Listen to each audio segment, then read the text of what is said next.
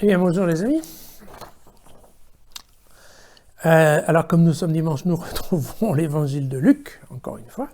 Mais cette fois-ci, nous sommes partis au chapitre 4, les versets 1 à 13.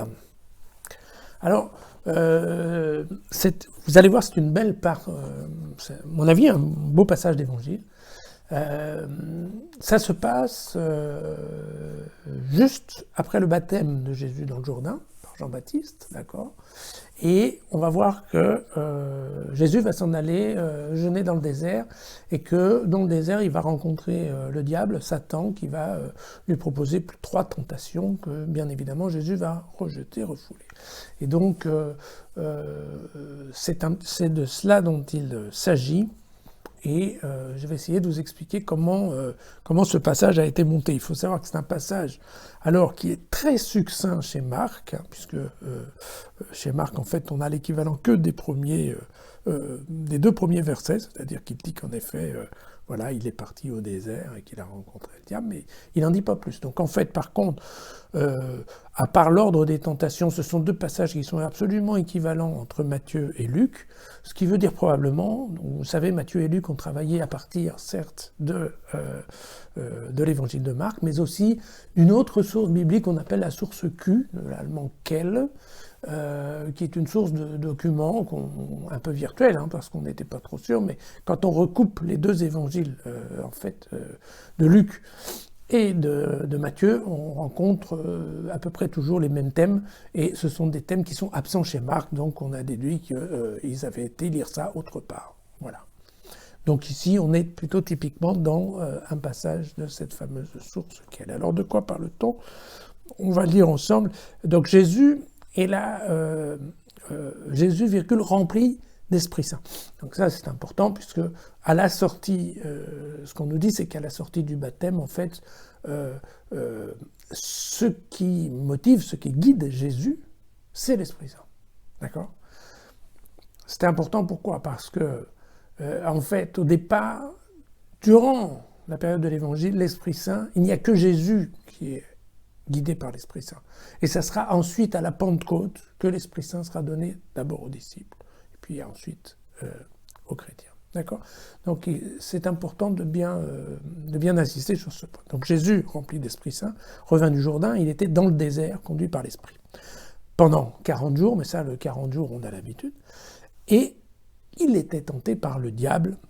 Vous savez que dans d'autres évangiles, on parlera de Satan, mais je crois qu'on a déjà parlé ensemble de cette nécessité d'opposer Satan, le diable, le démon, à Dieu, donc le bien, le mal. C'est à peu près obligatoire si on veut parler de Dieu.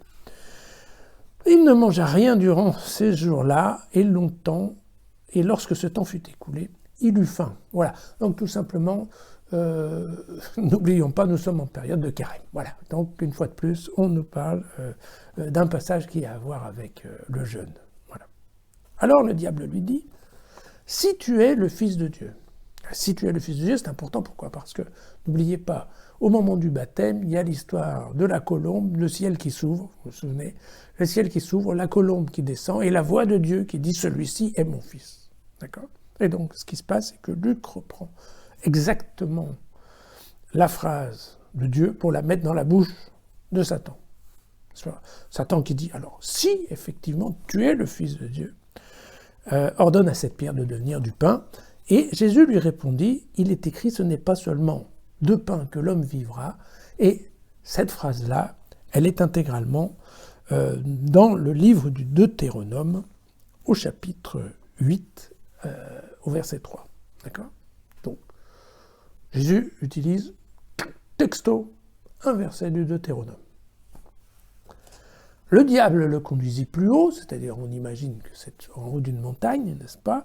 Il lui fait voir un instant tous les royaumes de la terre et lui dit, je te donnerai tout ce pouvoir avec la gloire de ces royaumes parce que c'est à moi qu'il a été remis et que je le donne à qui je veux. Si tu m'adores, tu l'auras tout entier. Ce qui veut dire que Satan, dans cette partie-là, s'octroie le pouvoir sur l'univers. Ce qui est un peu original, puisque pour Jésus, évidemment, c'est Dieu le maître de l'univers. Donc, il y a très clairement ici une compétition de pouvoir entre le bien et le mal, bien entendu. Et donc Jésus répond, « Il est écrit, tu adoreras le Seigneur ton Dieu, et c'est à lui seul que tu rendras un culte. » Et encore une fois, à ce niveau-là, Jésus est allé sortir la phrase du livre du Deutéronome, toujours au chapitre 6, le verset 13. Encore une fois, Jésus répond uniquement en faisant un copier-coller. Et puis le diable enfin le conduisit à Jérusalem. Alors pourquoi à Jérusalem? Eh bien parce que dans l'idée de Luc, tout se finit à Jérusalem, n'est-ce pas? La tentation du diable, elle, va se terminer à Jérusalem. Alors, d'ailleurs, oui, là, juste une petite marche arrière, vous savez que, en fait, juste avant la fin du chapitre 3 chez Luc, c'est la généalogie de Jésus. Vous savez que lui, il fait une généalogie croissante, et donc, en fait, le dernier mot du chapitre 3, dans cet évangile de Luc, il parle d'Adam, virgule, fils de Dieu, d'accord? Puisqu'on a remonté, en fait, toute la Genèse, jusqu'en haut de la Genèse. Et donc, au départ, ce que nous montre Luc, c'est qu'en fait, eh bien, le discours, vous savez, d'Adam avec Dieu sur cette tentation que Adam n'a pas pu refouler, eh bien, elle continue. C'est quelque chose qui... C'est commun, d'accord? Ça passe de l'un à l'autre. Et donc ça passe de l'un à l'autre, mais lui, Jésus, contrairement à Adam, il a dit non. Et c'est pour ça que très souvent, d'ailleurs, on appelle Jésus le nouvel Adam. Voilà. Et donc, cette même tentation, elle va continuer. Bon, là, il y a les 3 coups de semonce dans le désert, mais ensuite, dans l'évangile de Luc, pour lui, la dernière des tentations, c'est la passion. C'est, vous vous souvenez, les brigands sur la croix. Qui disent, écoute, puisque tu es Dieu, pourquoi tu ne descends pas toi-même? D'accord.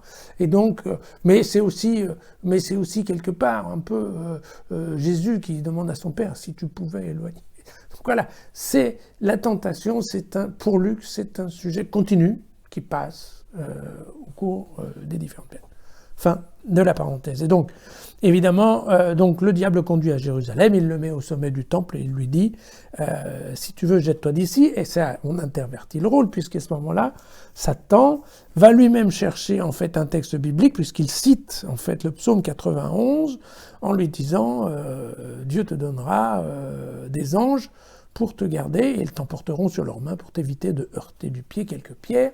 Ça, c'est typiquement issu du psaume 71. Alors, réponse de Jésus, il est dit, tu ne mettras pas à l'épreuve le Seigneur ton Dieu.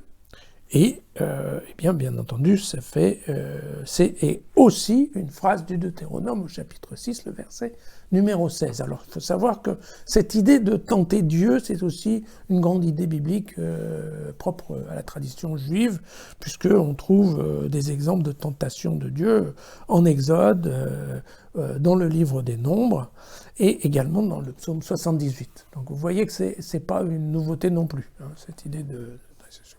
Voilà. Et donc, la conclusion de l'évangile est de dire, alors, ayant épuisé toute tentation possible, le diable s'écarta de lui jusqu'au moment fixé, le moment fixé étant, donc, je vous l'ai dit, la passion et la mise en croix. Et donc voilà, pour moi, c'est une magnifique morceau, puisque vous avez aussi le fameux arrière-Satan. Alors, le arrière-Satan, vous savez qu'on le retrouve également, vous vous souvenez, dans l'évangile de Marc, qu'on a vu au cours du mois de février, n'est-ce pas, dans lequel, quand Pierre fait la confession en disant « Tu es le Christ », et Jésus leur dit « Oui, mais le Christ va devoir souffrir et être condamné et être crucifié ». Et Pierre lui dit tout de suite « Non, ça c'est pas possible, ça va pas se passer comme ça ». Et Jésus le reprend en disant « Non, passe derrière, arrière Satan ». Voilà, cette fameuse phrase en latin, le vade retro Satanas.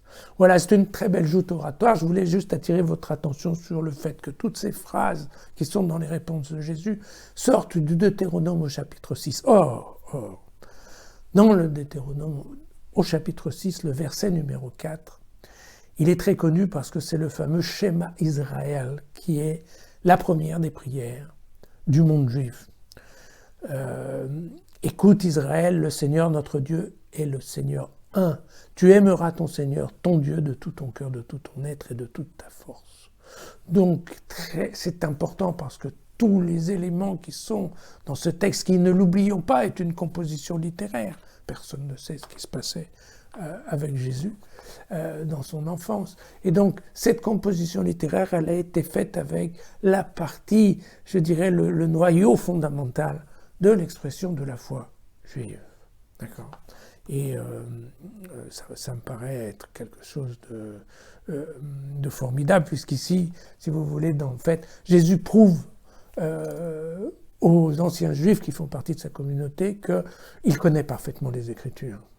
Et que lui, par contre, est capable d'en tirer le sens plutôt que de rabâcher un peu sempiternellement les mêmes paroles. Voilà. Donc c'était une belle phrase, un beau passage que je vous invite à retrouver sur jesusfacile.com ainsi que ce commentaire. Et puis bien entendu, si cette vidéo vous a plu, eh bien faites-la passer à vos amis et n'oubliez pas que plus il y aura de monde à les suivre, plus éventuellement, enfin bon, à demain.